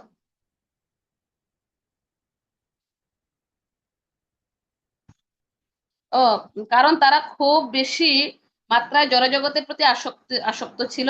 আধ্যাত্মিক উন্নতি সাধনের ব্যাপারে তাদের বিন্দুমাত্র আগ্রহ ছিল না। তাই জড়ভরত সবসময় আশঙ্কায় উদ্বিগ্ন থাকতো যে এদের সঙ্গ প্রভাবে তারও না আবার পতন ঘটে। এজন্য তিনি ভয় পেতেন। হরে কৃষ্ণ মাতাজি। জড়সঙ্গ ত্যাগের দুটি উপায়, প্র্যাকটিক্যালি বললে ভালো। অনেক সময় আমরা খুব ফিলোসফিক্যালি বলি। জড়সঙ্গ ত্যাগের উপায় মানে আপনি কিভাবে জড়সঙ্গকে অ্যাভয়েড করবেন, ঠিক আছে, প্র্যাকটিক্যালি বলুন। মাতাজি, আমি যেটা আমার উপলব্ধি থেকে যদি বলি যে জড়ভরত যেভাবে বোকার একটা অভিনয় করছে, এটা তার একটা কৌশল ছিল যে সবকিছুতে চুপচাপ থাকতো। তো আমার আমার যেটা, আমাদের যদি হয় যে যেখানে এই জড়সঙ্গটা ত্যাগ করার জন্য আমার সব সময় যে পারমার্থিক যে আধ্যাত্মিক চিন্তা এটার সাথে যুক্ত থাকা, যেমন আমার জপ আছে, গ্রন্থ অধ্যয়ন আছে। আমি যেমন আগে আমি যদি বলি যে আমি অন্য সময় বিকেল বেলা অনেক আড্ডা টাড্ডা বা গল্প করতাম, এখন যে আমি গ্রন্থ অধ্যয়নের সাথে যুক্ত হয়েছি আমার সেটার সুযোগ নাই। তারপরে ভাগবত পড়া, আমাদের যে গ্রন্থ সেগুলো পড়ার মধ্য দিয়ে আমি আমাকে এভাবে মানে কৌশলে, মানে জড়জাগতিক যদি এখনো যদি কেউ আসে, আমি যদি প্র্যাকটিক্যালি বলি, আমি যদি দেখে যে আমার ঘরে কেউ আসলে যখন দেখে যে আমি ভাগবত অথবা অন্য কোনো একটা বিষয় নিয়ে পড়াশোনা করছি, তখন আস্তে করে সরে যায়। এবং পাশে এক মাতাজি আছে, উনি এই পুরুষোত্তম মাসে আমার ঘরে আসেই না, দেখে যে একটা না একটা নিয়ে বিজি। এটা আমার আমার ব্যক্তিগত উপলব্ধি এবং অভিজ্ঞতা থেকে বলছি মাতাজি। তাহলে তো বলবে অসামাজিক, আরে মিশে না। এটাও সামাজিক না। এটা এটা উনিও এটা বুঝে যে মানে সব সময় এটা না যে আমি এমন ভাবেই করব যাতে তার কোনো ইয়েও না হয়, সে মানে আমরা সব এমন সময় ভাবে কৃষ্ণ চেতনায় মগ্ন থাকবো যাতে বাকিদেরকেও আমরা কৃষ্ণের সাথে যুক্ত করতে পারি, এমন নয় আমরা প্রচারের নামে পাচার হয়ে যাব। ঠিক আছে, সাথে আমি অভিজ্ঞতা শেয়ার করি যে আপনিও আমাদের গ্রন্থ অধ্যয়নের সাথে যুক্ত হতে পারেন। আপনি কবে থেকে হবেন? পাশে নতুন আসছে আর কি এক মাতাজি, বলে যে আমি আসতে দিব, আর কয়েকদিন ওয়েট করে, অল্প জড়তাকে কি কিছুদিনের। করতে পারি আমরা, অ্যাভয়েড করতে পারি কিভাবে? এই যে বুদ্ধি দিয়ে, ঠিক আছে। কেউ যদি কোনো কিছু বলছে, সাপোজ কেউ কোনো পার্টি দিচ্ছে, চিত্রা ফ্রেন্ডরা মিলে পার্টি দিচ্ছে, আরে আয়, আরে এখন এই সময় আমরা মিলে করছি পার্টি, তখন যদি বুদ্ধিমান হয় কিভাবে করে জনসংঘ, সেখানে আমি 1 ঘন্টা থাকবো, মানে আমার চেতনা কলুষিত, ঠিক আছে। তো সেটাকে কিভাবে অ্যাভয়েড করা যায়? আমার শরীর খারাপ, ঠিক আছে, বা আমার খুব পেট ব্যথা করছে, আচ্ছা তোরা কর, আমি মানে, ঠিক আছে। তো আমাদের দেখতে হবে আমাদের কোনটা উপকার। আচ্ছা, আর ষষ্ঠ অধ্যায়ের শ্লোক কি খুঁজে বের করেছেন? ষোড়শীদা, আত্মসংযমশীদা, আমি রিম্পি বলছিল, কোন শ্লোক বলছিল রিম্পি মাতাজি? রিম্পি মাতাজি কোথায়? মাতাজি, এই তো মাতাজি, 37 নাম্বার শ্লোকটা মনে হচ্ছে আমার। আপনার কাছে মনে হচ্ছে? আচ্ছা, লাস্টে কোনটা রেডি হয়েছে ষষ্ঠ অধ্যায়ে? 31 নম্বর শ্লোকে। আচ্ছা, বাকিরা যারা গ্রুপের, আপনারা এগুলো সবার জন্য, কিন্তু আপনার পয়েন্ট আউট করে আপনারা রেডি করেননি এই না প্রশ্নটা? না মাতাজি, হ্যাঁ, আমি আমি আসলে সে পরে ওদের সাথে আর এভাবেই করা হয়নি। তো আমার জয়া মাতাজি আমাকে বলছিল যে 36 নাম্বার শ্লোক। তো এখানে 36 নাম্বার শ্লোকে এটা হলো যে, হ্যাঁ, এখানে এই ওই প্রশ্নের সাথে তো মিলছে না। আমার যেটা আর কি, এখানে 33 নাম্বার শ্লোকে ভগবান সেটা বলছিলেন, অর্জুন বলছেন বঙ্গানুটা যেটা, অর্জুন বলেন যে হে মধুসূদন, তুমি সর্বত্র সমদর্শন রূপ যে যুগ উপদেশ করলে মনের চঞ্চল স্বভাববশত আমি তার স্থায়ী স্থিতি দেখতে পাচ্ছি না। না না, এখানে এটা প্রশ্ন কি? প্রশ্ন হচ্ছে যে স্বরূপ সিদ্ধ আত্মার সমদর্শিতা। আচ্ছা, তো এটা আপনারা যেটা বলছেন, আরেকটা কি মাতাজি, রিম্পি মাতাজি বলছে 31 নম্বর শ্লোক। 31 বলেছেন না রিম্পি মাতাজি? 31-এর অনুবাদটা পড়ুন তো। 31-এর অনুবাদটা, হ্যাঁ পড়ছি মাতাজি। 31-এর অনুবাদ হচ্ছে, হে যোগী, সর্বভূতে স্থিত পরমাত্মা রূপে আমাকে জেনে আমার ভজনা করেন, তিনি সব অবস্থাতেই আমাতে অবস্থান করেন। ঠিক আছে, এটা হচ্ছে 31 নাম্বার। হ্যাঁ, সমদর্শী সমদর্শী, সমদর্শী, ঠিক আছে। 31 নাম্বারও হবে, আবার 7 নাম্বারও হবে। 7-এর কি বলা হচ্ছে? 7-এর অনুবাদটা পড়ুন তো।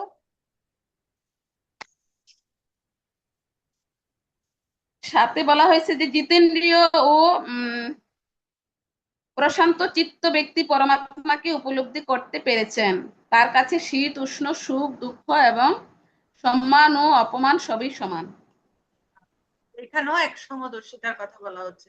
যারা স্বরূপ সিদ্ধ ব্যক্তি, তারা হচ্ছে শীত উষ্ণ সুখ দুঃখ সবকিছু সমদর্শন করেন।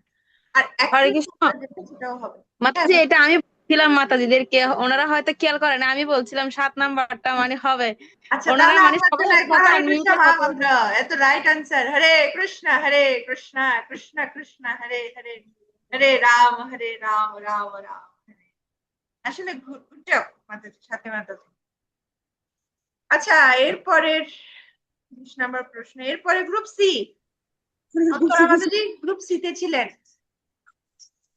গ্রুপ সি এর লিডার কে? মাতাজি, মাতাজি, এখানে আমি দুইজন সবগুলো লিখেছে, বলবো। দুইজন লিখেছে, দুইজন, একজন শিল্পী আসলে মাতাজি, আমরা আরেকটা স্নিগ্ধা মাতাজি। আচ্ছা, স্নিগ্ধা মাতাজি আর শিল্পী মাতাজি দুজন লিখেছেন। হ্যাঁ মাতাজি, হ্যাঁ, দুইজন লিখেছে। সবগুলো কোশ্চেনই দুইজনই লিখেছেন। না হ্যাঁ না, হ্যাঁ হয়তো মাতাজি। একটা দুটা মনে করেন উনি, আমরা বলতেছিলাম তো এখন লিখার জন্য আর কি, মানে যে কত ধরেন উনি 21 বার লিখছে, আমি 23 থেকে লিখার ভালো, চেষ্টা তাহলে করছি আমি সবগুলো। জিজ্ঞেস করছি, যে একে যেটা প্রশ্ন জিজ্ঞেস করবো তাকে সে সেটা বলবে, ঠিক আছে? কি শিল্পী মাতাজি বলুন তো, ডাকাতরা কালীর নিকট নরবলি দিতে চেয়েছিল কেন? কি উদ্দেশ্য ছিল? মাতাজি, হরে কৃষ্ণ। মাতাজি, 21 নম্বর প্রশ্নটা হচ্ছে, ডাকাতরা কালীর নিকট নরবলি দিতে চেয়েছিল কারণ তারা মানে মা কালীকে সন্তুষ্ট করতে চেয়েছিলেন, কালী দেবীকে সন্তুষ্ট করতে চেয়েছিলেন। আর তাদের উদ্দেশ্য ছিল সম্পদ লুট করা। হ্যাঁ, টু দা পয়েন্ট হয়েছে। ওকে, জড়ভরতকে যখন ডাকাতেরা ধরে নিয়ে যাচ্ছিল বাধা দেয়নি কেন? কারণ হচ্ছে এখানে 22 নম্বর, কারণ হচ্ছে জড়ভরতের পূর্ণ ভগবানের প্রতি পূর্ণ বিশ্বাস ছিল, পূর্ণ আস্থা ছিল, এবং তিনি ভগবানের কাছে মানে পুরোপুরি ভাবে শরণাগত হয়েছিলেন যে আমি আপনার নিত্য দাস, আপনি আপনার মানে শরণাগত সেবক, আপনি আমাকে রক্ষা করবেন, ভগবান রক্ষা করবেন জানতেন। বিশ্বাস ছিল। আচ্ছা, এটুকুই হচ্ছে আনসার। হ্যাঁ, ঠিক আছে, আপনাদের আনসার গুলো কিন্তু আছে, হ্যাঁ, যতটুকু আমরা পড়েছি সেখানে আছে।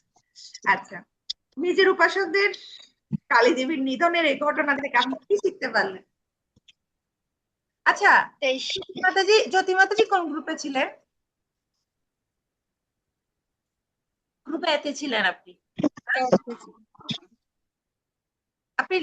আপনি অংশগ্রহণ করেছিলেন মাতাজি? মাতাজি আমি ক গ্রুপে ছিলাম? আপনি ফার্স্ট।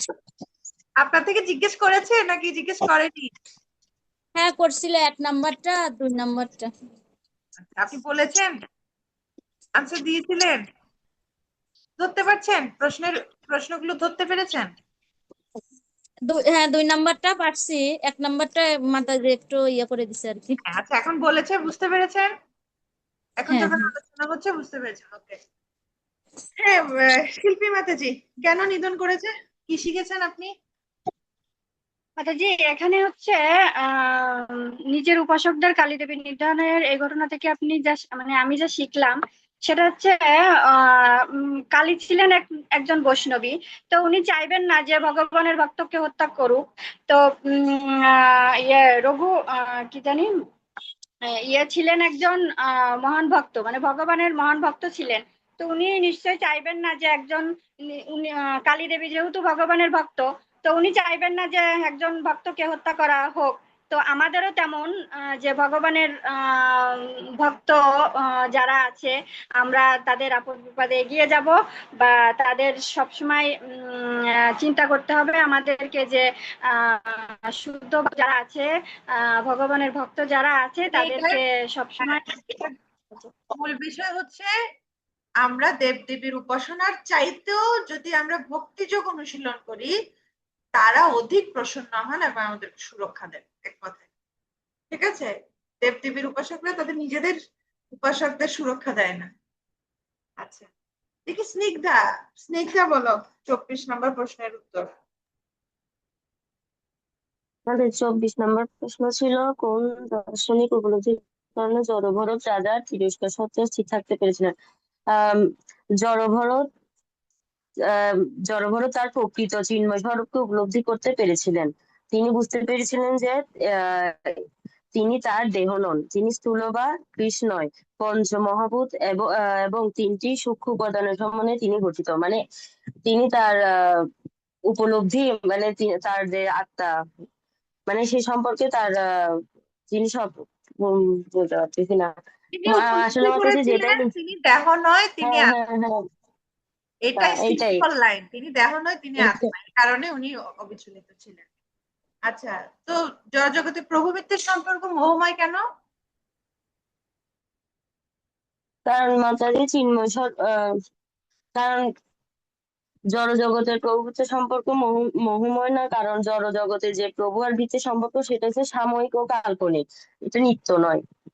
হ্যাঁ, good. এখন যে প্রভু তাই সে পরে মোহময়। বৃত্ত হতে পারে, যে বৃত্ত সে প্রভু হতে পারে। আচ্ছা, তো রঘুগণ কেন বিনীত ভাবে ভূমিতে পতিত হলো? রাজা রঘুগণ কারণ জড়ভারতের যে শিক্ষা শুনে রাজা বুঝতে পারলেন যে তিনি সাধারণ কোনো ব্যক্তি নন, তিনি মহাত্মা। আচ্ছা, দেখি শিল্পী মাতাজি বলুন। রাজার শিল্পী মাতাজি না, মীনাক্ষী মাতাজি বলুন। মীনাক্ষী মাতাজি থেকে জিজ্ঞেস করি, মাতাজি রাজা রঘুগণের আচরণের বিশেষত্ব কি ছিল? মাতাজি এটা এটা সবার মানে ইয়ে করে আলোচনা করে বলেছিল যে রাজা রঘুগণের পরম তত্ত্ব বিষয়ে গভীর শ্রদ্ধা ছিল। এটা কি হবে? এটাই হবে কি? হ্যাঁ হ্যাঁ হ্যাঁ, সে কারণে এই যে এখানে বলা হচ্ছে না, ওনারও অনেক শ্রদ্ধা ছিল, যে কারণে তিনি বুঝতে পেরেছেন, জড়ভরতের কথাগুলো ধরতে পেরেছেন। Right answer. আচ্ছা, দেখি ভরত মহারাজের পতনের প্রধান কারণ কি ছিল? প্রধান কারণ কি ছিল? মীনাক্ষী মাতাজি বলুন। হরে কৃষ্ণ মাতাজি, ভরত ভরত মহারাজের পতনের প্রধান কারণ ছিল হরিণ শাবকের প্রতি অতিরিক্ত আসক্তিবশত পারমার্থিক কর্তব্য সম্পাদনে অবহেলা। অবহেলা, ইয়েস, পারমার্থিক কর্তব্য সম্বন্ধে অবহেলা। ইয়েস। আচ্ছা, আপনাদের গ্রুপে আর কে কে ছিল? জয়শ্রী মাতাজি ছিল। জয়শ্রী মাতাজি বলুন। শুদ্ধ ভক্তদের সভায় কোন বিষয়ে আলোচনা করা হয় আর কোন বিষয়ে আলোচনা করা হয় না? আপনি আপনি আলোচনা ছিল, আপনি জেনেছেন। শুদ্ধ ভক্তদের সবাই যে রাজনীতি, সমাজনীতি এগুলো আলোচনা হয় না, শুধু কৃষ্ণ কথা, কৃষ্ণ নাম, গুণ এগুলো আলোচনা হয়। ইয়েস, শ্রী ভগবানের বিষয়ে আলোচনা করেন। Good, very good. ওকে, ভক্তদের সঙ্গ করার বিভিন্ন উপায়। আর কেউ ছিল? আর কে ছিল? শিল্পী মাতাজি, আপনাদের গ্রুপে আর কে ছিল? অন্তরা মাতাজি ছিলেন। অন্তরা মাতাজি বলুন। হরে ভক্তদের কৃষ্ণ সঙ্গ মাতাজি। করার বিভিন্ন উপায় চিন্তা করুন, কিভাবে ভক্তদের বিভিন্ন উপায়ে সঙ্গ করা যাবে। এই ভক্তদের সাথে সঙ্গ করা হচ্ছে মন্দিরে যাওয়া, আবার এই সব ভক্তদের সঙ্গে জপ করা, ভক্তদের সঙ্গে গ্রন্থ স্টাডি করা, সবসময় ভগবানের সেবা করা এবং ভক্তদের সেবা করা। মাতাজি, আমি নিজের থেকে বলেছি, আমি এখানে পাইনি। মাতাজিরা ওখানে সবাই বলেছে তো, ওখান থেকে শুনে শুনে বলেছি। আচ্ছা, তাহলে আমরা জানলাম ভক্তদের সঙ্গ করার বিভিন্ন উপায়। চিন্তা করুন কি কি উপায় আমরা ভক্ত সঙ্গ করতে পারি। খুব সুন্দর। আমরা ভক্ত সঙ্গ কিভাবে করতে পারি? মন্দিরে যাওয়া, ঠিক আছে, মন্দিরে যেতে হবে। তারপর আবার কি করতে পারি? মন্দিরে তো সপ্তাহে একদিন যাব, বাকি দিনগুলোতে কি করতে পারি? আমরা একসাথে জব করতে পারি। আমরা একসাথে জব করছি, তাই না? যারা যারা সকালে একসাথে জব করছেন না, এখানে স্নিগ্ধা, তিথি মাতাজি, আপনারা চাইলে যুক্ত হতে পারেন। আমরা সকালে একসাথে জব করি, চ্যান্ট টুগেদার, অ্যাডভান্স টুগেদার, ঠিক আছে। বাকিরা সবাই যুক্ত আছে, চিত্রা যুক্ত নেই, স্নিগ্ধা, তিথি মাতাজি, ঋতু দীপেশ্বরী মাতাজি, আর চিত্রা, রিম্পি মাতাজি, আপনারা যুক্ত নেই। তো সকালে অত বেশি ভোরে নয়, এই টাইমটা 7:30 থেকে বা 7:20 থেকে 9টা পর্যন্ত, ঠিক আছে। তো আমরা একসাথে মাতাজি, হরে হ্যাঁ, কৃষ্ণ মাতাজি, আমাকে গ্রুপটাতে অ্যাড দেওয়া যাবে? অবশ্যই যাবে, কিন্তু কিছু শর্ত কেন? রয়েছে। হচ্ছে ঐকান্তিকতা হচ্ছে প্রথম যোগ্যতা, ঠিক আছে। বুঝিনি মাতাজি, শুনি ঐকান্তিকতা, নাই হ্যাঁ, মাতাজি, শর্ত শুনি নাই। শর্ত, ওকে, শর্ত বলছি। ঐকান্তিকতা হচ্ছে, আমি শর্তটা বলছি। ঐকান্তিকতা হচ্ছে প্রথম যোগ্যতা, ঠিক আছে। ঐকান্তিক হতে হবে, গ্রুপে পার্সেন্টেজ কাউন্ট করা হবে, তাই ন্যূনতম আধা ঘন্টা জব প্রতিদিন বাধ্যতামূলক, অর্থাৎ ন্যূনতম 4 মালা জব, ঠিক আছে। এই 7:20 থেকে 9টার মধ্যে ন্যূনতম চাই, এটা হচ্ছে মিনিমাম। যেমন যমুনাত্রী মাতাজি জব করেন, খুব সুন্দর, সেখানে ভোর। অ্যাকচুয়ালি আমাদের কি করা উচিত? আজকে আমরা পড়ছিলাম না, ব্রাহ্ম মুহূর্তে জব করা উচিত, কিন্তু এটা হচ্ছে একদম ছাড়, মানে ডিসকাউন্ট অফার চলছে, ঠিক আছে। যারা সুযোগটা নিতে পারছে না, অন্তত পক্ষে তাদের জন্য। তো এখানে 7:20 থেকে 9টা, কিন্তু ন্যূনতম আধা ঘন্টা জব করতে হবে। আর একাদশীতে আপনাদেরকে অনেক মিস করি, আমি জানি না পরে আপনারা যে গ্রুপ করছেন করবেন, আমি আপনাদেরকে অনেক মিস করি, কিন্তু আমার সময় সরি সরি মাতাজি, মিউট হয়ে গেছেন আপনি।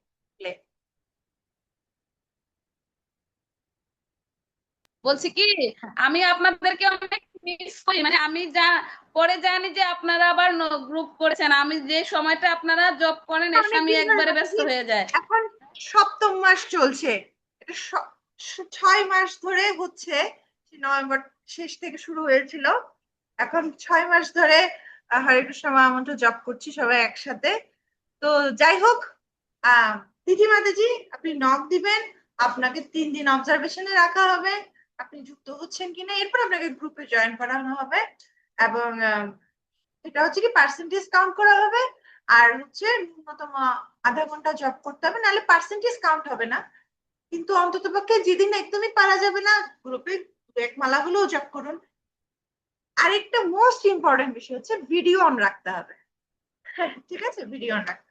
তা আমরা সকালে এই যে অন্তরা মাতাজি বলছে, তাহলে আমরা ভক্ত সংঘ করছি, প্রতিদিন একসাথে হরিনাম জপ করছি, প্রতিদিন একসাথে গ্রন্থ অধ্যয়ন করছি, ঠিক আছে? যত বেশি ভক্ত সংঘ করবো তত আমাদের বিভিন্ন উপায়। তো হরে কৃষ্ণা, সবাইকে অসংখ্য অসংখ্য ধন্যবাদ।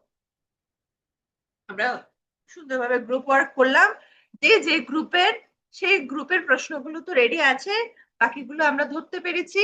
তো আমরা লিখবো, ঠিক আছে, সব প্রশ্নগুলো আমরা লিখে রাখবো, একটা অ্যাসাইনমেন্টের মতো করে আমরা সেগুলো লিখবো। ঠিক আছে। আর আপনাদের তো পড়া ছিল, মডিউল ফিল আপ ছিল, কুইজ আর ইয়ার কিসের কুইজ, তৃতীয় অধ্যায় কুইজ। এখন চতুর্থ অধ্যায়ের কুইজ, ক বিভাগ সকলের জন্য। ঠিক আছে, আগামী আপনারা এটা এটা আমাকে সাবমিট করতে হবে না, যেহেতু আমরা গ্রুপ ওয়ার্ক ভালোভাবে করেছি। তবে আপনারা লিখে রাখবেন, এটা আপনাদের জন্য ভালো, কারণ একটা কোর্স করেছি আমরা, এত সুন্দর গ্রুপ ওয়ার্ক করেছি, আমরা যদি লিখে না রাখি এটা হারিয়ে যাবে, সময়টা হারিয়ে যাবে। ঠিক আছে, তাই এত সুন্দর ভরত মহারাজের স্টোরি থেকে আমরা গ্রুপ ওয়ার্ক করেছি, এটা আমরা সংরক্ষণ করে রাখি। ঠিক আছে, হরে কৃষ্ণ, জয় শিল প্রভুপাদ কি জয়, হরে বল, হরে কৃষ্ণ, এখানে রাখছি।